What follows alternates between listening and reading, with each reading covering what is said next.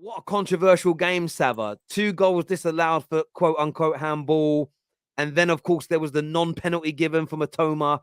PG, MLO have apologized, but a big 3 points for you. Yeah, that's the only positive I can take from the game, is that we somehow, by hook or crook, managed to win it. I thought we were absolutely disgusting yet again. I'm running out of words that are as bad as disgusting and whatever. I'm just running out of words for how bad we are each week. It is the complete opposite to whatever God intended football to look like. Yeah, look, very lucky. Very lucky. I mean, I feel like they should have had 3 or 4 decisions go their way. And it's one of those that if that happens to your own club, you're fuming, right? So, look, at this stage of the season, all I can say is we got the win. But Terry, you know me, I don't really care about Spurs getting top 4. I think it's the worst thing that happens to the club. We get top 4. Everyone thinks it's been a good year. We make Champions League money, and then we don't spend on Champions League players. So it is what it is. But look, it was 2 moments of brilliance from the usual 2. And it's been like that for about 7 or 8 years. So why change this weekend? But hats off to Brighton. What a team Brighton are. Absolutely brilliant football team that all knew their jobs. Played us off the park, to be honest. And like I said to somebody earlier, if they had Kane and Son up front instead of their 2 strikers, I think Brighton would be in a title challenge. I think they're a brilliant team. It's funny. I was looking at the game and I was like, obviously we play Brighton soon in the FA Cup semi-final, and I was kind of there like, I need Brighton to lose a bit of momentum just before going to that final. But he said the way that they played, and they should have won the game. Maybe that hits them a little bit, and maybe they don't perform as well as they will in the upcoming games. But based on the way that they've played, we are gonna have our work cut out, because they deserve that victory without a shadow of a doubt. And end of the people say, oh, it cheated them out of a Champions League position. I think at the end of the season, wherever you finish, you deserve to finish. But for that specific game, 100% they were robbed, 100%. Because I don't think you say, oh, well, you have to take your chances. I mean, they kind of did. They kind of did take their chances, and those goals, at least 2 of them, were harshly ruled out. I think, there's a question about VAR and on-field decisions, etc., etc. But on the balance of probability, at least one of those goals should have been given, because you couldn't be 100% sure that neither of them were infringements, handballs in their cases. And then you got the penalty decisions where, again, I think on the balance of probability, the basis on how the season's gone, the laws of the game, those are clear penalties, because one of them he steps on his foot, clear penalty, and then you got the pull. Now we know sometimes pulls in the box aren't given, etc. But when you have someone like Dermot Gallagher who does his ref watch on Sky, and he always talks about, well, when you see a clear, that he calls it a triangle, where you pull the shirt and the players run in the other direction, that's when the referee will give it. And that's exactly what we saw from, I think it was Højbjerg, or I think it was anyway, on one of their players, and no VAR overturned it. I don't even blame the on-field referee, because the game is moving at a fast pace. You can get those wrong. But we've got VAR. VAR is supposed to overturn those decisions, and it's just literally getting worse and worse as the weeks go by. But unlucky to Brighton, but they played well, man. There's no doubt about it. I mean, when they first brought VAR in, their initial kind of media training they gave stated that it would be minimal interference. So they would be looking at offside would be given whether it was a centimeter or not. They said that's an objective decision. They said, but when it comes to penalties and disallowing goals, they said it would be minimal involvement. And when it started, it wasn't minimal involvement. When it first began, the amount of overturns we were seeing was very, very high. But I actually felt that made it correct, in the sense of, I remember a penalty that Man United got at Newcastle, where in real time, I thought Rashford just lost the ball. But you saw on the replay that he completely bypassed the defender, and he got studs on his shin. It was actually a yellow card offence. He got booked, the defender. It should have got booked. You can't on VAR. It was a yellow card offence, and the penalty was awarded. And I fell in love with it. And obviously, I remember Man United more than anything else. There was the penalty that was given against Brighton, ironically, after the final whistle. That would have been one of those moments prior to VAR where United fans for 2 days would have been fuming that we should have had a penalty in the dying moments, but the referees and the assistants missed it. And it was looked at very much as VAR is to a degree saving football. You had Man City's offside goal against Spurs in the Champions League as an example, that in any other year, Spurs fans would have been looking at that going, we just conceded an offside goal and we're now out of the Champions League. And it worked for you. And I loved the VAR in the beginning, and I felt it made a handful of mistakes. But since Christmas, in my opinion, and Howard Webb getting involved, they've broken it. They've absolutely broken it. Very few big decisions are being given in real time. The referees are waiting to be almost knowing that the VAR are going to look at it, but VAR are barely overturning anything. Because of Howard Webb's directive. He's basically said we're going to basically the threshold for overturning decisions has got higher, which means that you're just letting bad decisions go because you don't want to stop the game. But then Terry, I would argue that to a point, and again, the FA and the PGMO, that they have the power to do something about it.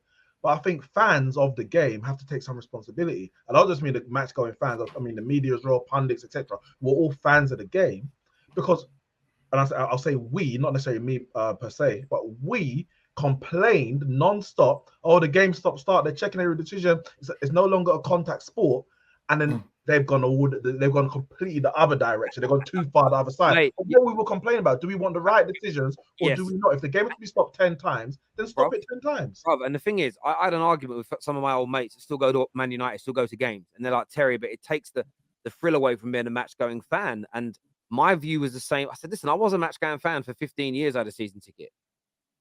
I'd rather it be stop-start and a celebration cut short and the right decisions being made. And Theo here says, you back the Bruno goal. Shush. The Bruno goal was correct because Rashford didn't touch the ball. And I'll give you an example. It happened yesterday, but nobody noticed it because maybe the subtlety of the rule. In the first half, a ball went out for a throw-in for Arsenal on the left-hand side, as Arsenal would see it, Trent Alexander-Arnold's side, the right-hand side for Liverpool. And Jesus was shadowing the ball out the whole way from an offside position. If it had touched it, the flag would have gone up for offside. But he shadowed it out for about 10 yards until it went out for a throw-in. Then it was Arsenal's throw because he didn't touch the ball. But he was moving towards it and shadowing the ball. It's not offside when you do that. That's why I backed it. But equally, that wasn't a VAR decision. The ref on field gave it, and it wasn't overturned. I just think that they've basically now what's happening is the big decisions are generally not being made, and the referee's handing it over to VAR, who are barely overturning it because the referee they don't want the game to be too stop-start. I think if it was stop-start, Terry, and the decisions were correct, I think people would have more lenience and patience with the procedure. But the problem is you've got stop-start and decisions are still being made. Like, you look, and I say this as a Spurs fan, right? Those decisions were appalling, right? Now, imagine that's an FA Cup final.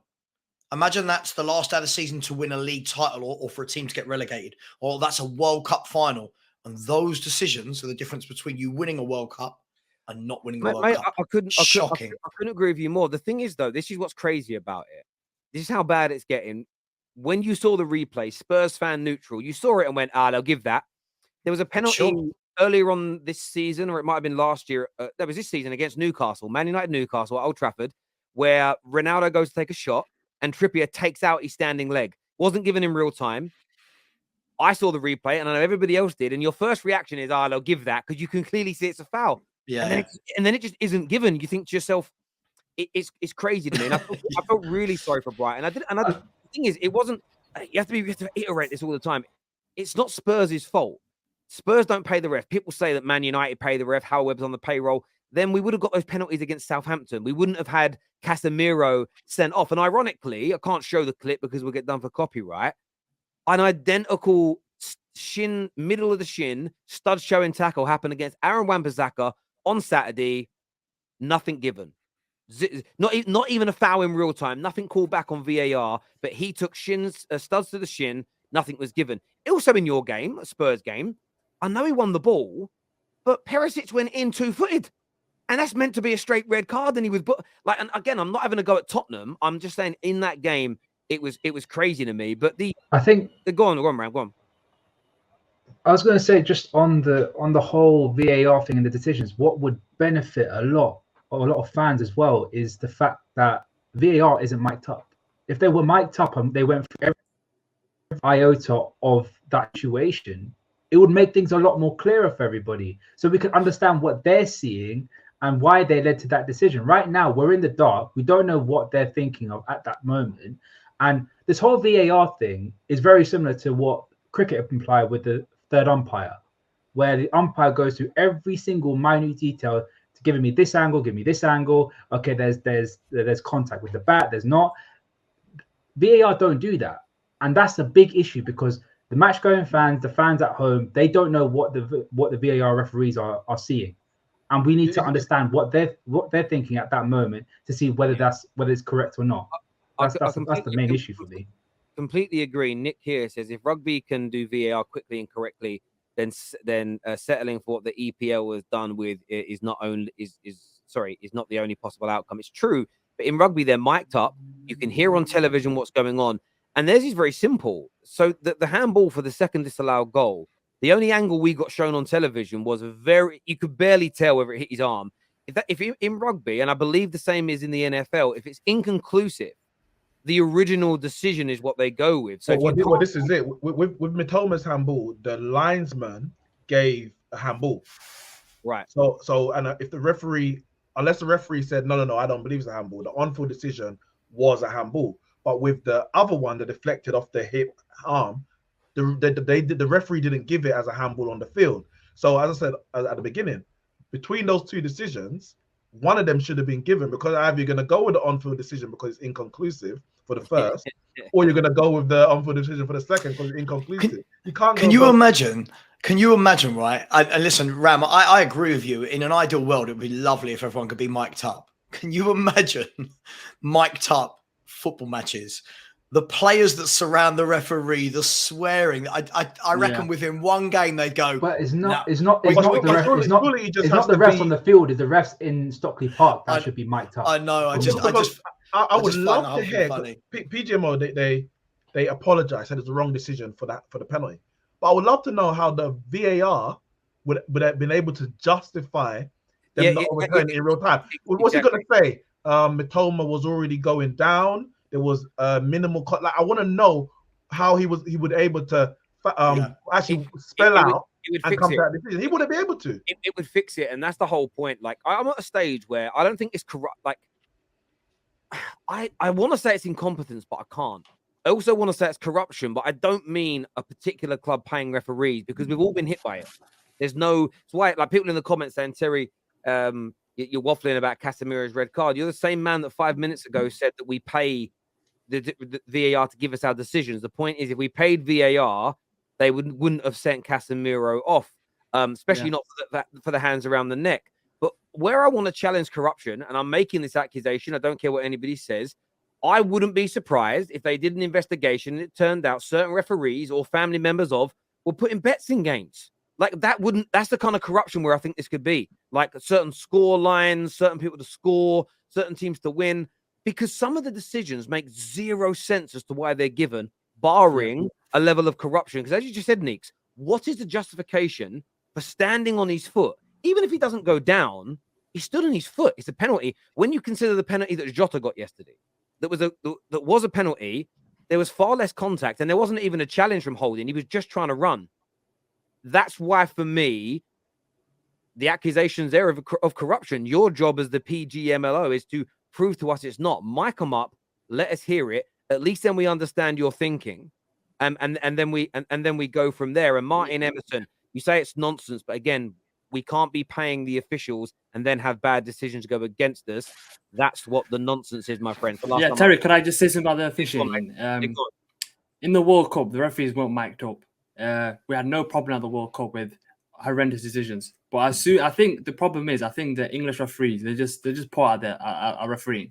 I think that's the thing that we just have to come together and just agree that they're not good referees. And I think we're going to have to move away from that. And you say that, but you've got to watch European football more. There was a decision the other day, and I don't know what league it was in. It was a foreign league, where a player fell over and was on his hands and knees trying to get up. And then another individual tripped over him by mistake, and they gave a penalty. I know, but the Mitoma penalty, that was a clear penalty. That doesn't happen. For me, that doesn't happen in the Champions League. It doesn't happen in the World Cup. We say the Premier League is the best league in the world. It's not like Ligue 1 or the French league. I'm sorry, the Spanish league or Italian. It's the best league in the world. We've got the best players, the best managers, and it's watched by every single fan base around the world. So it's officiating is not at the same level as the playing style that we have. And I think something we can't. For me, like I'm sick and tired now of blaming the referee. I think the referees are just not good enough anymore. You can get mic'd up all they want. You can mic them up all they want, but they're not good enough. I think there were issues with some of the refereeing in the World Cup. There were some penalties that were very dodgy. Oh, huge issues. Yeah, and I think there was one. Was it the referee sent like 16 yellow cards in? Was that the World Cup? It was the Dutch versus Argentina game. Yeah, was it that one? It wasn't perfect. But I think the difference with UEFA and FIFA and the Premier League is that those two other organizations seem to have a clear directive of how they're going to they want the referees to referee the game and how VAR is going to be used. We've changed that directive in the middle of the season. So of course everyone's going to be confused, not only the referee, but also the fans. We don't understand how, as you said, at the start of the season, before Howard came in, decisions were being overturned for this reason. And then since the World Cup, it's completely different. So of course the referees are going to make mistakes. They're being told not to overturn decisions. Why hasn't this gone right back to the beginning? Like, if you remember what the clear directive of VAR coming in was, it was about clear and obvious errors. Yeah. Why is now every single thing in football being checked? Like, everything is being checked. Yeah, we can never just go, oh, that could have been a penalty, could have not. 50-50 play on. It's VAR will check that, and it's like, oh my god, like we're trying to be so clinical. Well, I think so much is actually wrong still. I think I don't know about you guys. I feel like there's more controversy now than before VAR. Maybe that's the other side of it. What they want. For me, I think they should be checking everything, but they don't need to stop the game for everything. And for me, what they have never given us examples of is what clear and obvious means. Because for me, true. Matoma's is clear and obvious. However, if the referee says I saw contact, but I didn't think it was that much, and then the VAR says, well, there's a little bit more than you thought, but only marginal, then that's not clear and obvious, is it? Because it's only a marginal difference in what VAR saw and what the referee was seeing. However, it was a penalty. And I think for me, I don't care whether I think clear and obvious has got to go, and it's got to be, is it a foul or not? Is it offside or not? And you go with it. And I don't mind the idea on especially decisions that lead to goals. So balls crossing lines, penalties, and obviously if a goal goes in, let's check it. But the laws don't help. But in terms of VAR not being good elsewhere or decisions, listen, this was given in a Champions League final as handball. So with all due respect, I understand people say English refs. It just tells me people don't watch enough European football, because I've seen multiple bad decisions at all levels. I've seen terrible. Listen, Man United conceded a penalty this year after a ball hit Lissandro Martinez on the thigh. So again, but Terry, before there was one or two referees that were above the rest of the referees in the Premier League. Now they're all in the same. They're all the same now. It's like I can't think of one referee that I think he's our representative for our Premier League. Michael Oliver is a good referee. I'll give you. No, listen, I'll okay. On this. When Man United fans before the Everton game, he's a Newcastle fan, he can't manage Man United, referee Man United game because in the title race. I said, guys, firstly, we're playing Everton, so we stop relying on Mike Oliver. Secondly, he's the best referee in the country. Whether you think he's miles as Chelsea fans, clearly, they talk about Anthony Taylor more than. Well, listen, I don't not Michael Oliver. I don't complain about referees like that anyway. But for me, I'm like, he's the best referee in the country. If I can't trust him to referee a game against Man United against Everton, then get me to do it. Because what hope do we have at that point? So I think there are some referees that are. Mike Oliver's he was at the last World Cup. Granted, Anthony Taylor was there as well. But I think homing in on specific referees like certain fan bases do. Arsenal fans do it with Paul Tierney at the moment, let alone every other referee that they know the name, the address, and where they grew up. And Chelsea fans do it with Anthony Taylor. I think it's bigger than an individual ref.